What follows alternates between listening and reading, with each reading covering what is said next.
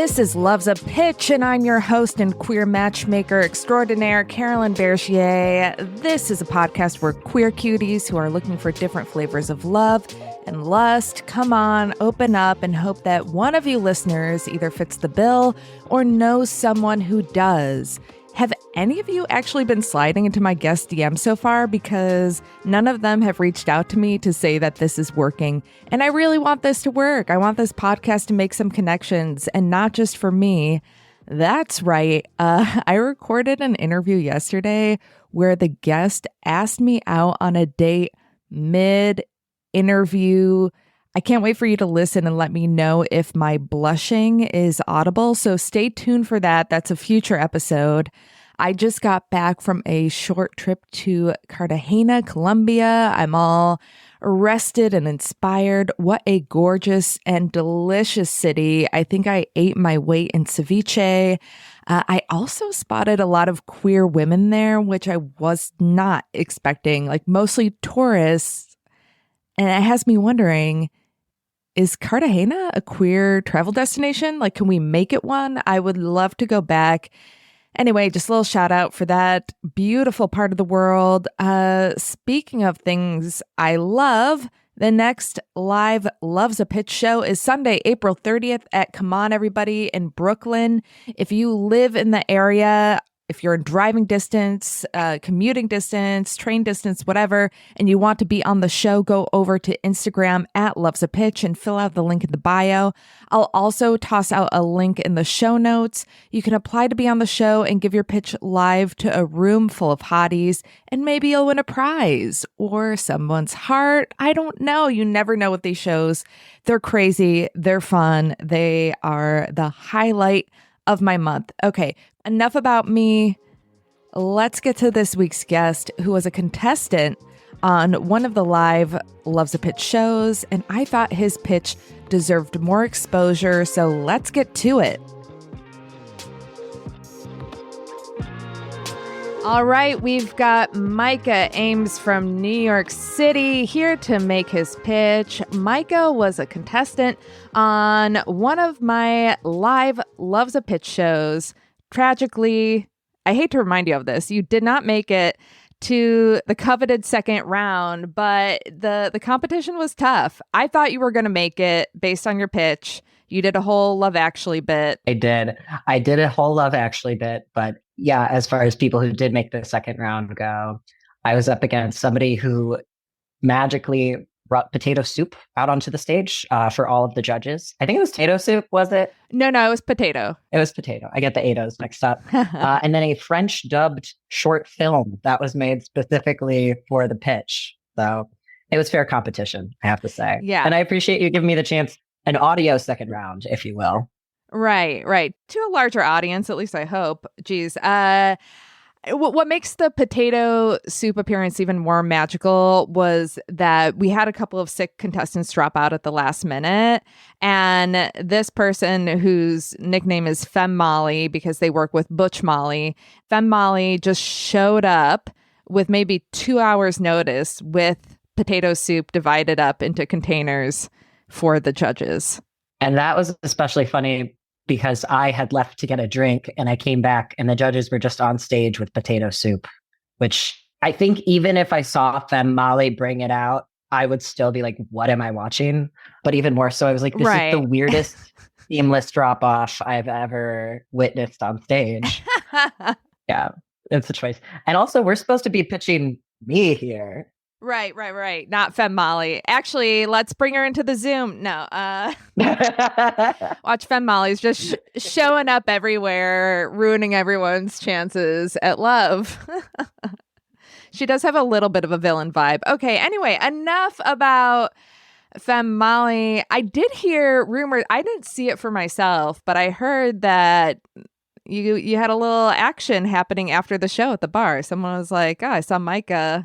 Yes. So it works. The show works, right? The show absolutely works. A few people bought me drinks, as evidenced by the day after the event. I felt so great. So great. At least, okay, my ego did. So I'll give you that. That kind of balanced out the hangover. Great. Well, thank you for supporting that show and now being on this one. So before you give your pitch, tell the audience, how do you identify? Let's see. My name is Micah Eames. I am a trans-masc queer man. I'm a hard Kinsey 3.5 on the attraction scale. And then I skew more towards women romantically, but that's where I land. Thanks for asking. Yeah. What's the Kinsey scale? I always forget. Is it to 6? To 7? It's 1 to 7. 7. Okay. Just Is it to 6? Oh shoot! No. I don't want to mislead people. I think you're right. I always get a little bit confused, but I think it is an odd number. Okay. Enough about Kinsey and Femme Molly. Let's get into your pitch, Micah. Yes, my name is Micah Eames, as in Ames to please. I'm a Brooklyn-based trans-masc cutie and short king, looking for cuties to kiss and to treat like a queen. Outside of my 9 to 5. Things I enjoy to do are rock climbing and then stand-up comedy, which I have an appropriate amount of shame about. As far as rock climbing goes, I have good forearm strength, good hand strength, and an appropriate amount of shame on selling myself at that point as well. Speaking of harnesses, I'm a switch when it comes to strapping, spooning, and karaoke duets. So if you want to be Gabriella or Troy, I'm down for both. I can sing karaoke in the musical stylings of Goofy, and I promise not to do it for you. Unless you want me to pull that hat trick out. I'm relatively recently single, which means I probably haven't hooked up with your ex. So now is the time to beat them to it. I'm also, as far as cuties go, I also just moved into a 1-bedroom apartment in PLG. And I'm also looking for people who can help me with interior design. So why don't you come on by and give me some advice? I love that you threw that in there because I'm going to let the audience know, Micah, for any video clips we put up, Micah was a little bit afraid that he would come off as a serial killer with the background. Everybody must know he just moved in. So that's fine. Yeah. I feel like you have a plant there. That's pretty good. You have a plant and some furniture. I have a plant. I have a love seat. You know, I've got this little chair over here. Oh, I hope that wasn't a nuisance. You're doing great. I have so much art. Just none of it is up yet because I don't know like what color carpet I want and couch and like where I'm going to mount the TV. So still figuring things out. Yeah. Oh, it took us a year to put up art in our home. And my wife's like an artist. Like she has hundreds of great pieces and literally a year. So no worries about that. Okay, let's dive into your pitch. Rock climbing.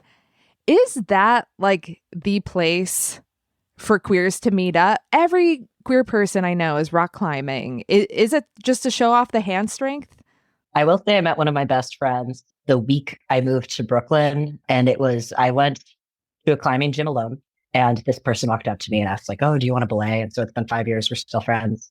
And then they revealed 2 months later, though, after, we kind of established the friendship, they were like, "Oh yeah, I just saw like a vaguely queer looking person and was like, they seem approachable." And then, and we're still friends. But yeah, so I think it is a place where queers kind of congregate. Another kind of funny story is I remember, because I grew up climbing. I started climbing when I was 10 and I was on a team and I climbed competitively. And my mom dropped me off at practice once, and there was a girl sitting there. She'd written a letter to her parents, and she was practicing reading it about how she was going to come out to them. And my mom had told me later, she was like, I kind of listened to her reciting this and was like, I wonder if I'm going to get one of these from Micah one day. Oh my God. And she was not very far off. Wow. Okay. So you've been doing this for a while. You're a pro. It sounds like, right? Are you like watching it in the Olympics? Like you're really into it? I've gone through. Yes, I do. I do enjoy going to competitions at the gyms and watching it. I will say I'm 30, so I also approach it with caution now. Like I'll climb within my insurance deductible. I try to avoid bouldering for that reason. I'm very cautious. Sometimes I'll be on a route and I'll look at the last move and I'll be like, I know how I could do that. I'm not gonna do it, but I know how I could do it. And I'm just gonna be satisfied with that and come back down. Yeah, because like one false move and like your sex life is compromised, right? Yes, that is very true. I wasn't thinking of it that way, but absolutely. It's not like that's why I stick to spinning. Oh, that's smart. It's great for scissoring. No, I'm just kidding. Love a scissoring joke. Okay. I love I love that you said you're a karaoke switch. I'm going to pretend I didn't hear the goofy thing. What's your go-to karaoke songs? Okay, so it kind of falls into a few different camps, but my go-to for a group is Teenage Dirtbag. Whether you're going to sing the original version or the One Direction cover of it is totally up to you. Wait, there's a One Direction cover? Oh, there's the One Direction cover. You'll only find it on YouTube. I'm almost positive it's not on Spotify, but you have to watch the YouTube video because it's from the One Direction movie. And I love boy bands. I love pop music. But yes, One Direction did a cover. It's very good. The other is just anything by Michelle Branch. I went and saw her perform at Webster Hall back in October, and somebody had referred to it as like the Elder Millennial Convention, and they were not far off base. It was pretty funny. But it was so fun. It was a concert on a Sunday night, and even with that in mind, the whole crowd was so into every single song. Love that. It's fun. But yeah, so she's my go-to at karaoke. She has been called kind of a karaoke queen before. How about yourself? Oh, wow. Go-to, it is the lesbian national anthem, What's Up by Four Non-Blondes. I feel like it's too predictable at this point. I also love doing a No Doubt song because I love giving my best Gwen Stefani impersonation. So those are usually my go-tos. And then if I'm really drunk, I'll do Total Eclipse of the Heart and just wreck my vocal cords. If your vocal cords are roached the next day, you did it right. One challenge that's come with being on testosterone is that it really has changed my vocal range. So my karaoke range. Right. I used to be able to do Troy and Gabriella for High School Musical. I realized that was in my pitch. I'm still game to do it. It's not going to sound as good, but I'm game. Now my vocal range falls more into songs by Weezer or bands that aren't necessarily supposed to sound, like Hinder. I'm really good at Lips of an Angel because not even Hinder is good at Lips of an Angel kind of thing. Right. It's fun. You just got to be into it. That's fun. What's your favorite karaoke spot in New York? Oh, I think, okay. Boho Orchard. Getting a private room there, and then going to Welcome to the Johnsons afterwards because it's 2 blocks away. All right. I think that's it.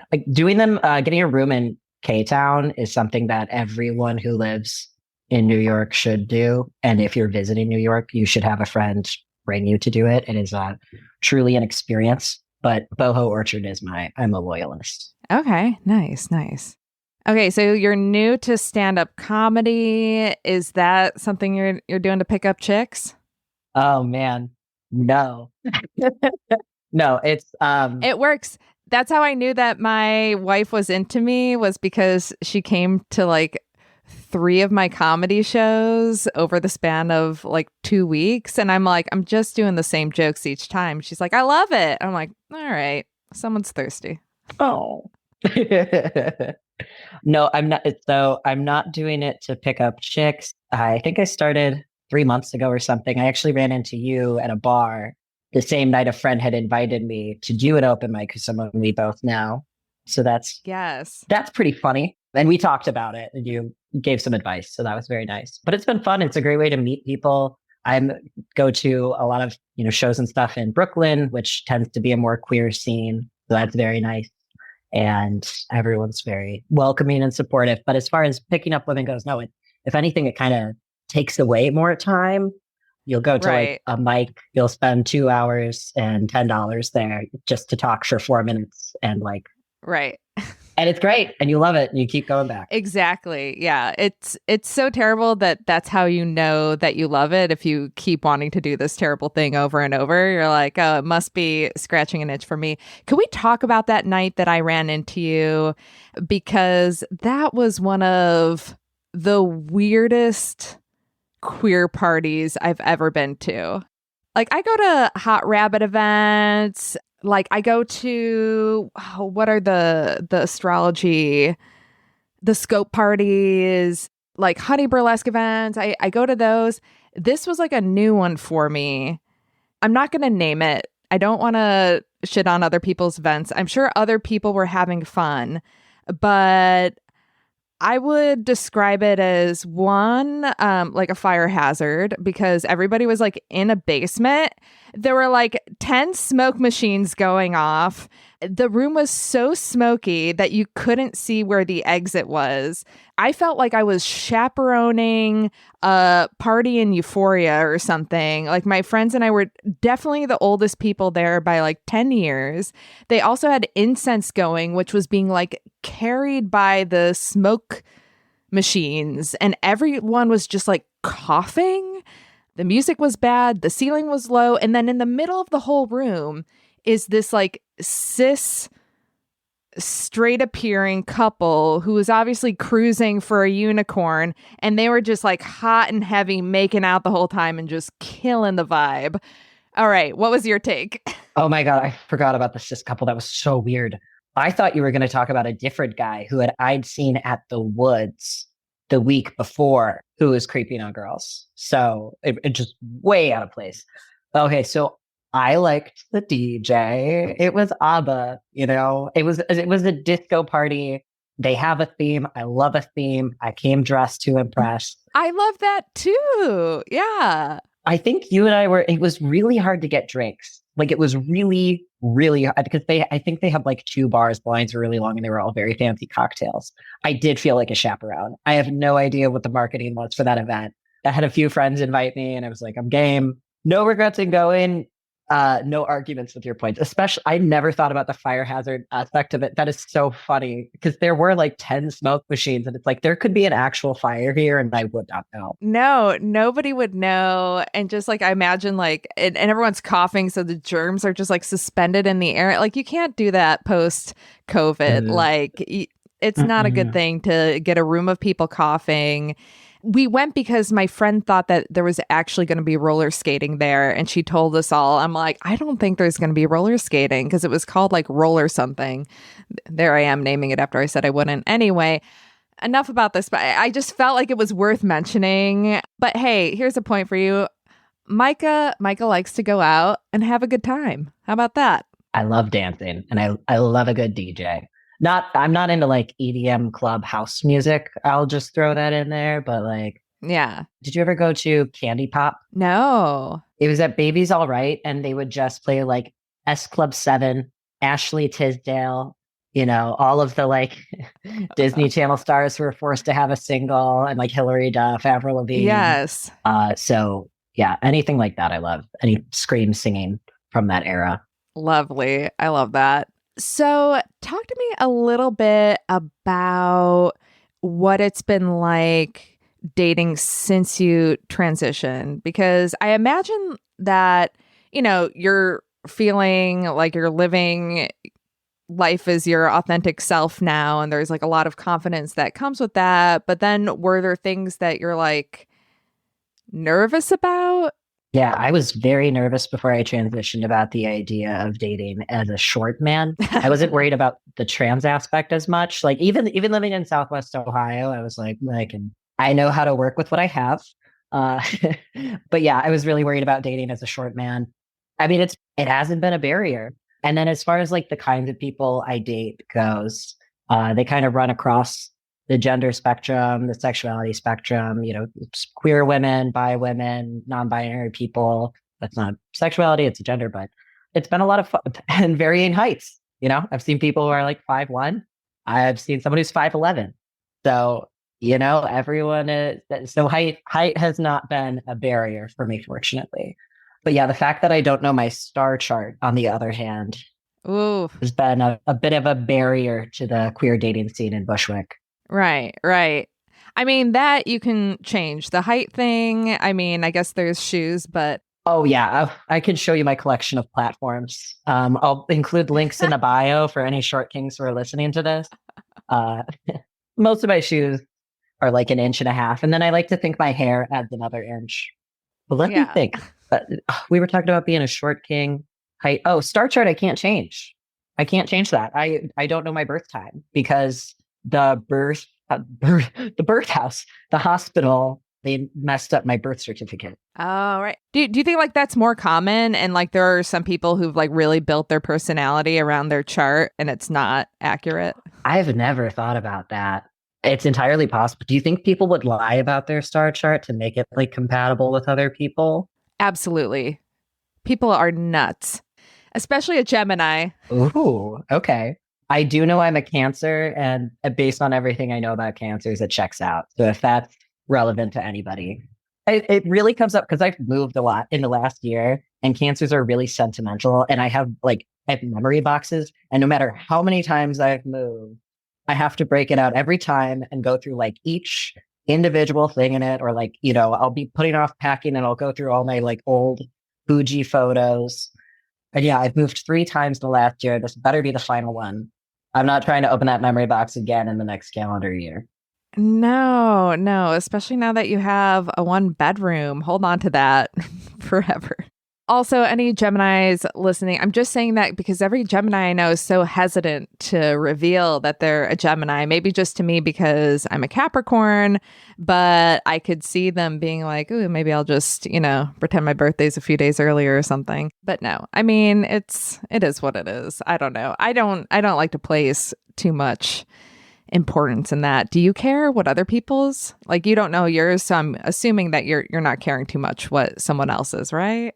I know one specific sign where it's a bit of a flag for me, and that is as much as I will say about it. No, but you don't want you should let them know this is your chance to use that filter them out.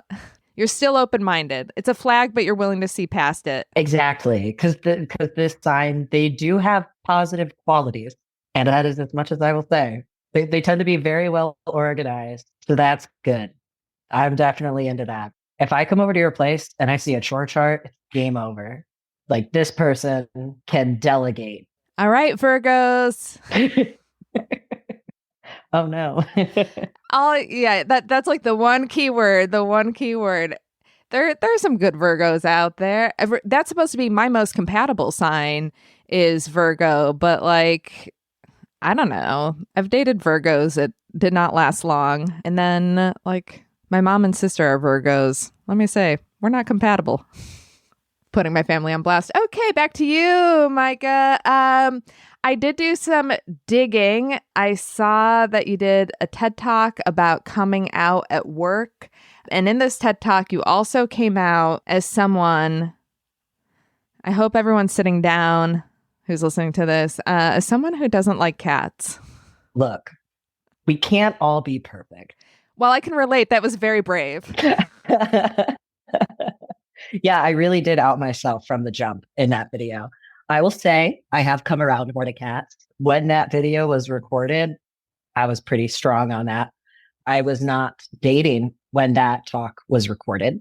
And since then, I have been single. So I've dated a lot of people who have had a lot of cats because we're queer. Of course, we have cats. And I've met a few that are nice. So you know what?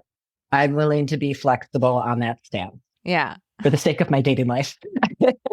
Cats are the Virgos of animals for you. Yeah. What are some good ones? I've met Maine Coon. That's the breed that's like a dog. Yeah. I like a cat that's like a dog. Whenever somebody says, "Oh, my cat's just like a dog," I'm like, it's not. Like, it can never be. But then I actually, since then, I have met like one or two that I'm like, oh, yeah, I can see it. I can see it. Okay. You mentioned, sounds like you were in a relationship for a while. What's the nicest thing that ex would say about you? I would always ask what she would want from the bodega if I like left the apartment and came back. I hope that's a good thing. Anyone who's listening not in New York is going to be like, so nothing basically, because I don't understand what that means. I'm a good listener and I'm thoughtful. Okay. Great qualities. Great qualities. What's the worst thing they would say about you?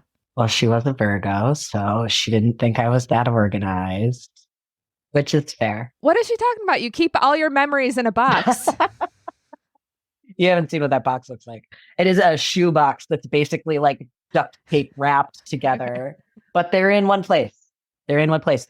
My things could be a little chaotic, but I know where they are. And that is in part from moving 3 times in 1 year. You get it really tight and efficient. So what are some deal breakers for you when you're starting to date someone new? Something that's like, I can't go out with this person again. That's a really good question. Not tipping 20% is a clear flag. I Mm. think if somebody's talking in a really negative way about others, I think that's another one. Like a lot of complaining or just talking down about other people. I went on a date with a girl who referred to a burn victim as scabby. I think that's a red flag. I think that's a flag on the play. A varied bar for red flags. A lot of people would say deal breakers for them have to do with exes. Like sometimes if someone's like really close friends with an ex, they're like, nope, not going near that. Are you friends with your exes? I would say yes. We stay in touch. I am cat sitting for her in like a month. So we Oh, stay in touch. okay. We're not too close. We're not uncomfortably close, but I share a lot of mutual friends with her. I kind of have like 2 or 3 big friend groups, and in one of them, she's good friends with everybody in it. So it's something where like one of the first things we did when we broke up was go to our friends and say like, this is gonna be fine. Like we don't want to break up this group of people. But then that relationship just kind of stays in that group. It doesn't trickle over to my other groups of friends or other aspects of my life. Right. Okay. That sounds like healthy. Like you have boundaries. Well, is that not the queer experience though? Like I was at a party with my girlfriend. This was in college. I was at a party with my girlfriend and we ran into my ex-girlfriend, which is when I found out that my girlfriend was cheating on me with my ex-girlfriend. No. Okay. Yeah. I mean, wow. Why do those stories feel especially queer? Like at any time you hear of like some really messy, somewhat like socially incestuous situation, it's like usually a queer story, right? Yes. But then I feel with straight people, it's more like actually incestuous. It's like, oh, I slept with your sister, and like queer people don't do that. I think it's especially the queer experience because like cis straight people, your boyfriend isn't going to cheat on you with your guy friend. I guess they could cheat on you with, no, because then it would just be cheating on you with your own friend. Your girlfriend's never going to cheat on you with your ex if you're cis and straight. Right, right.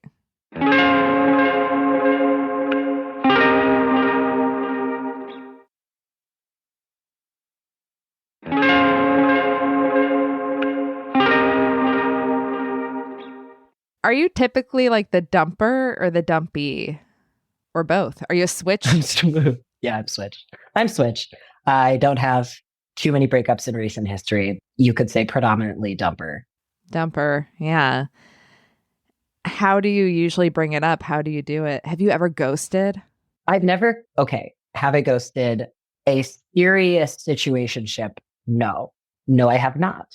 I have not followed up after like a bad date or so. Like, I still want to make a practice of not doing that. I think communication is really important. But yeah, I've ghosted. I'll say it. I've ghosted.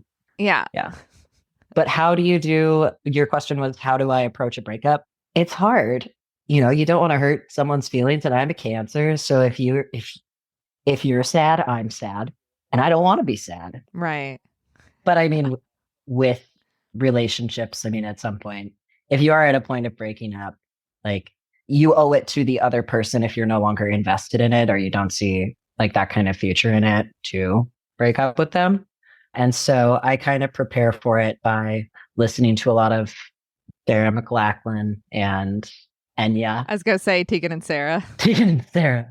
Earlier, when you were talking about the lesbian national anthem, I've never heard about Four Non-Blondes being that. I was sure you were going to say Untouched by the Veronicas, because that's it for me. Like no. hand on my heart.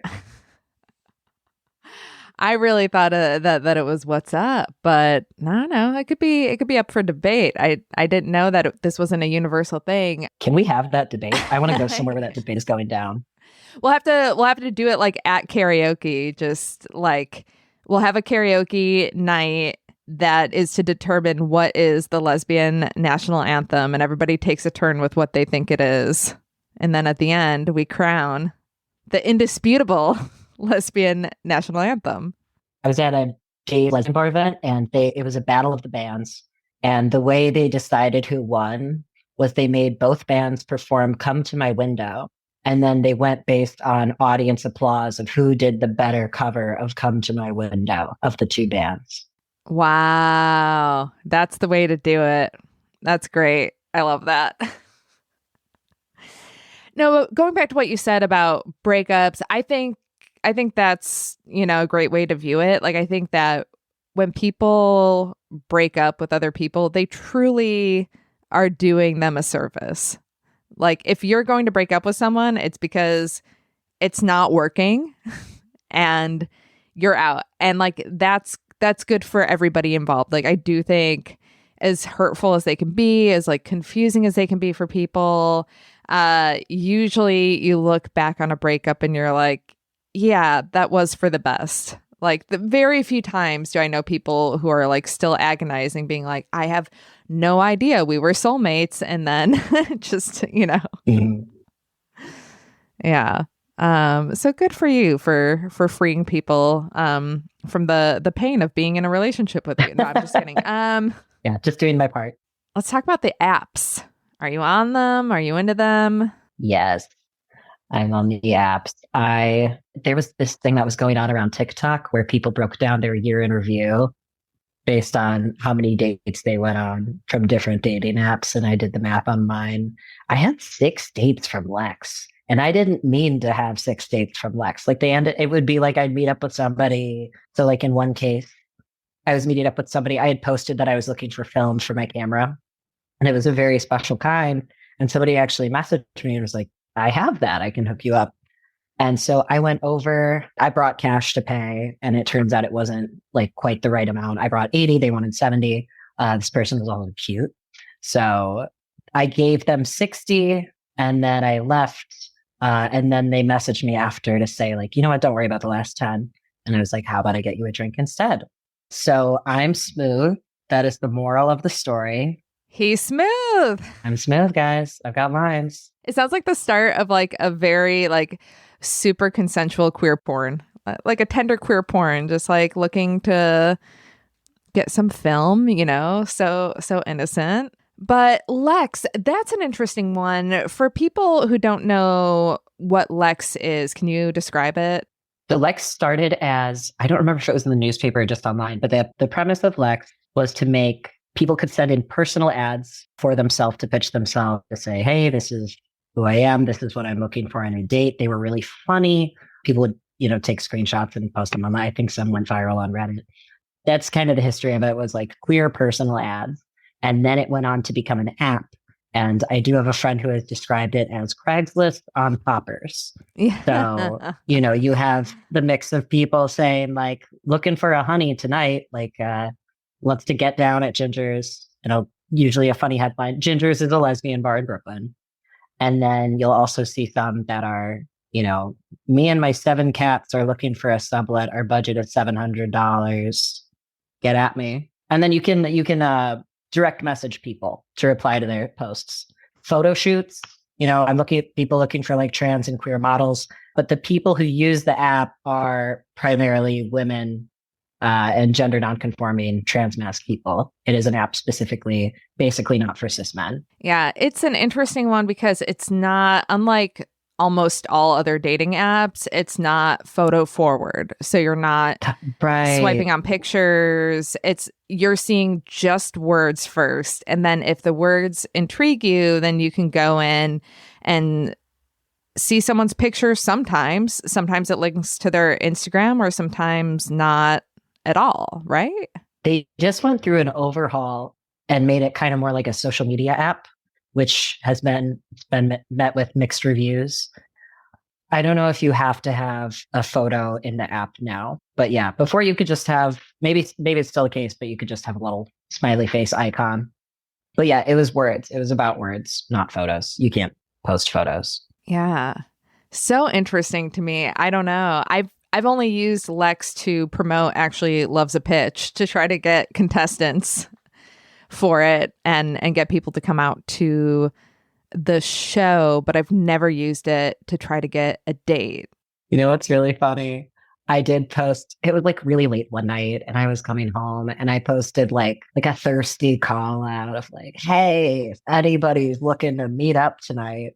And then I woke up the next day to a screenshot of the post from my ex and no comments, just the screenshot. And I was like, oh God, Wow. good to hear from you Wow, you're again. getting bullied from your ex. And I went in and I immediately deleted it. Just that post. I don't know what I wrote in it, but she saw it and was like, I know that is you. You know, I think it's because it feels like almost like the chat roulette of dating apps. That's the perfect way of putting Like it. you go on there and you don't know, you have no idea what the next post is going to be. I'm like, this is too much. It's like being at a thrift store and just being like overwhelmed and being like, I know I want something. I have no idea where to find it. I guess I have to like sift through these racks for like hours until I can find something that maybe I want. I don't know. That's a lot of work. But, you know, for people who like a lot of work, I guess Lex could be the app for you. One post will be about a protest, the next just about a play party. That's a lot of dates off of Lex. I know. I was really surprised. 6 dates. Because even I think they went well. I had fun, nice people. I had a good time. I would say it's a nice place to meet people. Yes. All right. Well, what kind of person are you looking for? I mean, it sounds like you're open to different like genders and stuff. Like, what specifically are you looking for? Like, who do you want to reach out to you from this? Oh, that's a good question. And kind of why we're here. Ideally, Brooklyn based. I'm not necessarily looking for something long distance. I mean, I'll go across boroughs. If you live in Queens or Manhattan, I'm still no long distance, like Upper West Side. Upper West Side. Let's talk. We'll meet in the middle. But yeah, so I mean, ideally in one of the 5 boroughs. I'll even try Staten Island. I'm open-minded. I love a good ferry ride. And then, yeah, people who nice, outgoing, maybe looking for something casual. Also enjoy, you know, humor and a mezcal cocktail. Outgoing. I think it's a really good sign if you have good friends and kind of like your own independent life. I always think that that's a really good sign. And then other thing, I mean, if you want to go rock climbing, hit me up regardless. I'm always looking for a belay buddy. That doesn't have to be a sexual harness situation. That could just be pretty straightforward. But if it turns into that, right. I'm not opposed to it. Also, I love live music. You know, if you're gonna be at Muna at Terminal 5, hang out, be kind of miserable with me, like loving Muna but hating Terminal 5. I have tickets to see them both nights. Yeah, that dedicated. Do you have people you're going with already, or? I am going with friends one of the nights, and the other, I honestly just bought a solo ticket so I could go and fangirl and stand close to the stage because I'm 5'3", and like usually, like I went with my friends in October and they were all tall and they were like, we don't care where we stand, and I was like, that's cool. I am happy for you. So then this time around, I just bought my own ticket. I was like, I'll go to the front if I have to. I still haven't seen Muna live. I would love to. And actually, I interviewed Naomi, and they said when they were coming to town, they're like, "Oh yeah, just like let us know, and we'll hook you up." But that was like over a year ago, and I feel like, and I was out of town that time they were coming around. I'm like, has it been too long? Do they remember who I am? Can I still call in that favor? But do I want to go to Terminal 5? I don't think I do. That's not where I want to see Muna for the first time. I'm sorry. I respect that wholeheartedly. Who did I see? I saw King Princess at Terminal 5, and I was like, this is the only time in my life I've been sad about being surrounded by tall lesbians. And I'd like to think it's the only time that I will ever be sad about it. It's a bad venue. And it's also so far from everything. It's like a 15-minute walk from the train. I say that if you're above the age of 25, you should get a senior citizen discount for going, you know, or like a free pair of insoles for your shoes and a drink ticket, $15 off your Uber ride home. Right. I did mention to you, I saw Carly Rae Jepsen there because you were posting about it on Instagram, and you discovered that everybody loves to trash talk Terminal 5. I saw Carly Rae Jepsen on the Emotions tour, and it was her last show of the tour, and even she seemed sad to be there. I love that whole album. I was miserable at that show. I'm like, how am I in a bad mood at Carly Rae? Like, what is happening in this space. My marriage was also falling apart, but also I kind of think it was Terminal 5. That's really funny. I think that was the last straw. I remember you saying even Carly seemed like she was upset to be there. Yeah. No, she did not seem happy to be there. I was very, nobody wanted to be there, especially my ex-wife. Okay, just kidding. That's just a joke. It's just a joke. Yeah. I mean, the album was called Emotion, right? Emotions. Right. We're feeling them. We're feeling them. Okay, so even Staten Island cuties, you're open to that. Yeah, the only thing people should be aware of is that I have been in a physical altercation with Pete Davidson, so I do have to be careful about where I'm setting foot within Staten Island. Wait, did this happen at Six Flags? No, it did not. But that is another place I am barred from entry. Girls with motion sickness, get at me. Okay, that's also important to know. But also, if not being able to go to Six Flags together is a deal breaker for you, then don't bother. I want to meet that person. I want to meet that person who's like, wait, we can't go to Six Flags? Forget it. I don't care if you're the love of my life. Six Flags or bust. You were saying you did transition. Oh, yes. I received my lifetime ban from Six Flags. I think I was 16 years old. I can't say why. I think it's more of like a third date conversation, but I will say I did transition so that I can actually get in there so that my face doesn't match my mugshot anymore. So we could go, we can try it. I don't know how Great. like what their security system is quite like, if it's at TSA level. Wait, let's go back to Pete Davidson. Were you trying to get on his shoulders at the King Princess concert? I think that's also a third date story. No, I've had weird run-ins with with a lot of the SNL cast members, actually. But that's how it goes when you live in New York. But Pete Davidson, I was at West 4th Station and I was telling a friend a story very enthusiastically.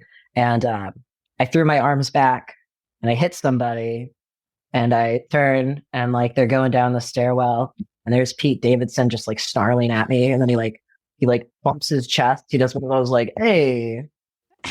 And he just keeps going down the stairwell. My friend and I are looking at each other like, was that Pete Davidson? And this was right. Wow. It was right before Big Dick Energy dropped, like that whole thing. So okay, wow. So he was still safe to ride on the subway. I think after that had happened, he might be more hesitant too, because I think that really blew up his spot. Right. Yeah. So have I been? Is saying it was a physical altercation generous? Yes. Is it wrong? No. Lead with that. Lead with that every time. I would like to think, like someone asked me about it once and I was like, oh, it's because my dick was bigger than his. Couldn't handle it. And it could be, depending on, where you buy it from. That is true. You're right about that. Yeah. He could sense it. He could sense that you have the ability to pack a little more heat. All right. On that note, how should people get in touch with you, Micah? They could reach out to me on Instagram. My handle is MICHEAMES. That's the primary place I use. I'm also on TikTok, Gmail. I have a website. I'm most likely to follow up on Instagram. So try that bad boy first. All right. Wow. All those different avenues. Stalkers. It's your lucky day. I did recently have somebody I went on a date with look me up on LinkedIn. That was I had somebody who ghosted me, add me on LinkedIn and ask if I could hook up their boss with giving a TED Talk. That was an interesting one. Nope. Because I used to work at TED. Okay. So that was a hard pass. Wow. Just wait till you get further along in stand-up, Micah, and you start putting clips on your website and then wondering whether or not people have watched them before going out with you. Because I don't think they'll admit that. Like, nobody's going to tell you that they watched your stand-up set. And then it's always in the back of your mind. Did you see it? And also, those jokes were from 3 years ago. Don't judge me. Like, I do run into that with my TED Talks. So for anybody who's listening, if you do watch it, I have to say that they filmed it at one of the worst parts in my adult puberty that I was going through. I was a year and a half on T. It was the pandemic. And one of the comments somebody left on video that they posted to Facebook was, why should I take advice from a furry 12-year-old? And that will never, first of all, never read the comments. And secondly, though, I'll never forget that. It's so funny. Yeah. It's so funny because I was rocking like the chin strap and then like the little trash stash. Just Tom has a great joke about the trash stash where they're like, I have the mustache of the coolest boy in 8th grade. That was all I had going for me. So if you watch my video, just know that it is old and I look wiser and hotter now. Oh, Micah, thank you so much for pitching yourself. I hope all the cuties hit you up, and I can't wait to hear about how some of this plays out. Thank you so much for having me. And I hope to be seeing you around more than just on a Zoom call. Yes. And yeah, thanks again for having me. I'm excited to see who we hear from. Do I even need to say more about Micah? Yes, I do. Micah is one of those people you meet who immediately makes you smile. Just great energy, great personality, and dare I say, great looks. I mean, you can see for yourself going over to Loves a Pitch on our Instagram. That's where I post videos and pictures of our guests. He has a big heart. And his energy, I think it's really contagious. I hope one of you or someone you know gets to experience that firsthand. That would be lovely. Please give me a follow on Instagram, not only at Loves a Pitch, but follow my personal one at TGI Carolyn. I'm posting pictures of my vacation. If you want to see some of the photos from Cartagena are up there. You can also follow me at TGI Carolyn on TikTok. That's right. I'm on TikTok. I'm posting different clips over there and also some of my stand-up comedy clips and also some other content that I'm trying to come up with to make you all laugh. And remember, big important thing, I need you to go and rate and review this podcast on Apple Podcasts and also Spotify. But Apple Podcasts, it's very important to go there. Give it 5 stars. Leave a nice comment if you can. That would be great. This podcast is produced and edited by the wonderful Caitlin White, and the music is by Velico. Thank you so much for listening, and I'll see you here next week, by which time I will have been kicked out of a rock climbing gym for cruising.